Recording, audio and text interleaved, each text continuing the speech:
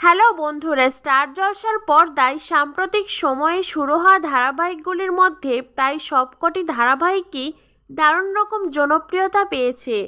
তোমাদের রানী, জল থই থই ভালোবাসা, গীতা এলএলবি একের পর এক হিট।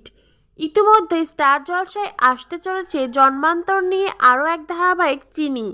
প্রোমো ইতিমধ্যেই দেখে ফেলেছেন দর্শকেরা। এছাড়াও আসছে ট্রেন্ট প্রোডাকশন হাউজের আরও একটি নতুন ধারাবাহিক। ট্রেন্টের কর্ণধার সুশান্ত দাসের প্রযোজনায় এই মুহূর্তে স্টার জলসার পর্দায় চলছে তোমাদের রানী ধারাবাহিকটি।